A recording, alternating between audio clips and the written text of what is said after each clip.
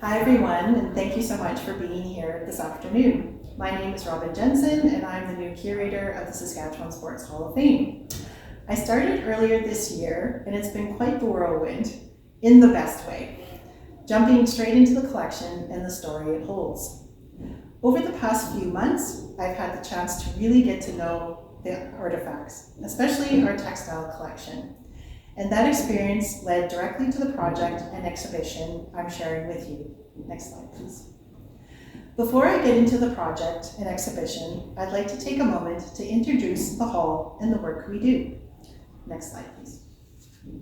The Saskatchewan Sports Hall of Fame is celebrating its 60th anniversary this year, marking 6 decades of preserving and sharing Saskatchewan sport history. It is home to 561 inductees, including athletes, builders, and championship teams representing 54 sports across the province. With a collection of over 20,000 artifacts and archival materials, the hall preserves the rich history of sport in Saskatchewan. Each year, thousands of students engage with this history through in-person and virtual programming, connecting new generations to the stories of Saskatchewan athletes and teams. Next slide, please. The Saskatchewan Sports Hall of Fame is a dynamic space where Saskatchewan sports are preserved, shared, and celebrated. We honor the athletes and teams who have shaped our province and ensure their stories continue to inspire for future generations. Through interactive exhibits, education, and outreach, we connect people of all ages to the power, science, and meaning of sport. Our collection preserves thousands of artifacts and stories reflecting the heart of communities across Saskatchewan. By amplifying diverse voices, we tell a full story, one that reflects the resilience, history, and identity of the province. And I'd like to take a moment to thank our funders, Sask Sports for funding the hall, SaskTel for our STEM interactive exhibit and our Never Give Up program, and the mobile museum trailer, which will be hitting the road this summer. We'd like to thank Honoring Leasing and Sterling Truck and Trailer. Next slide, please. Today's launch of On the Body, Sport, Memory, and the Clothing Athletes Wore exhibit celebrates the completion of the Clothing Textile Collection Preservation Project, which improved the long-term care and accessibility of the Saskatchewan Sports Hall of Fame textile collection. Our museum holds, like I said, 20,000 artifacts and archival materials, but only 1,000 of those are the clothing textiles.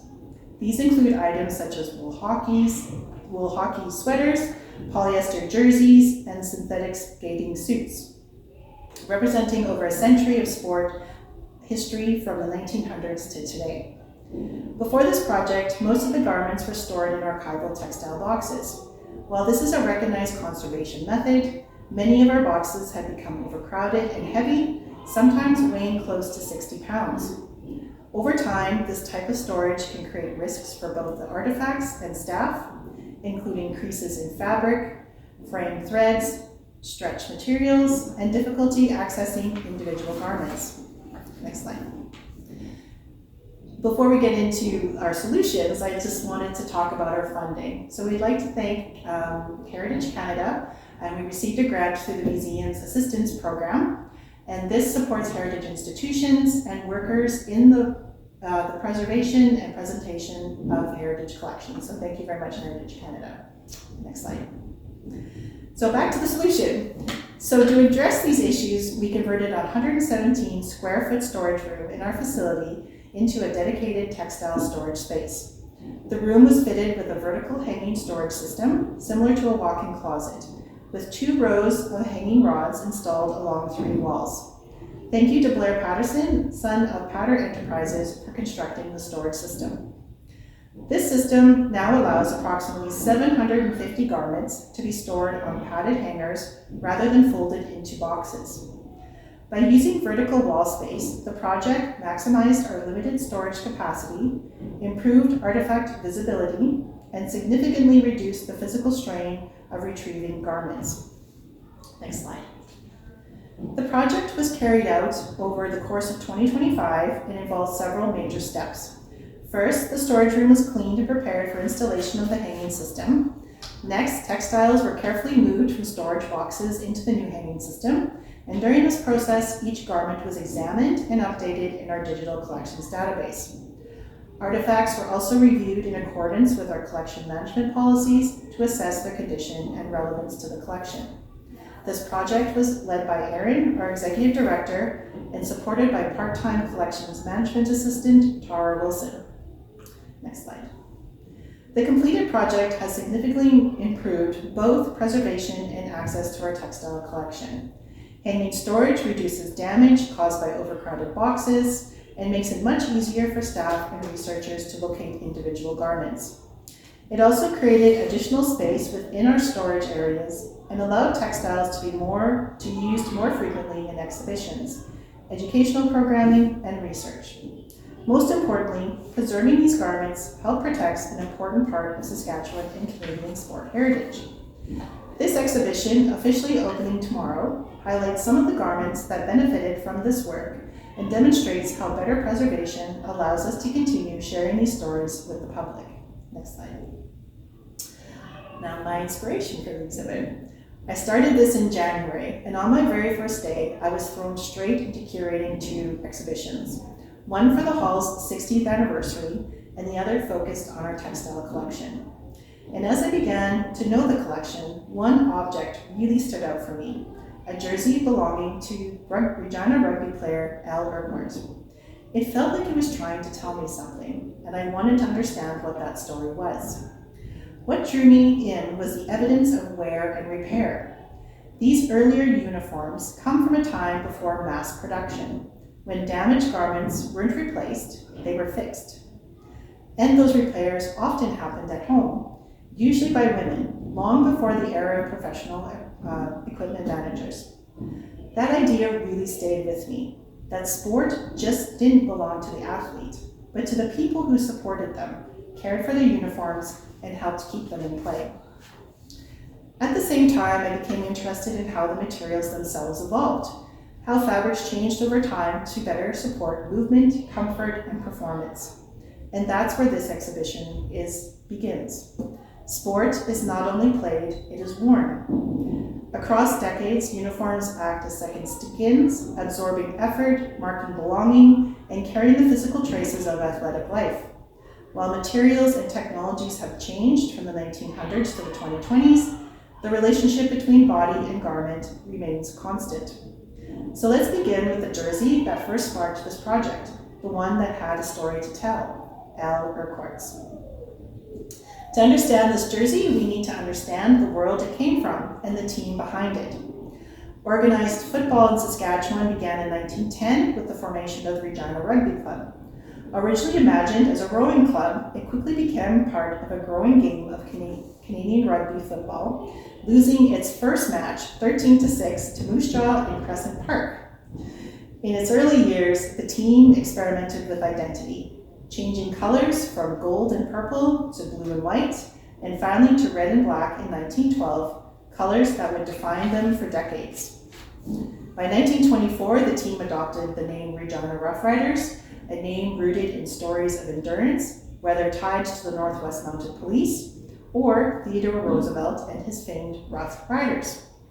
But long before that name change, the team was already dominant, finishing first in 22 consecutive seasons and winning 15 Western Championships.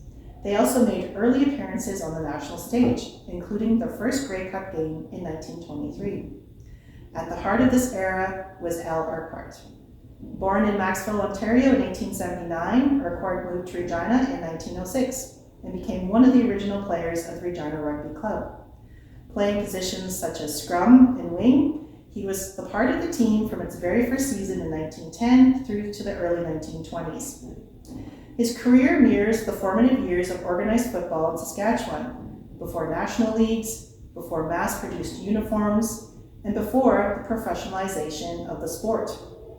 And it's this jersey, worn, repaired, and reshaped over time, that carries not just his story, but the story of a team, a community, and the early days of football in this province.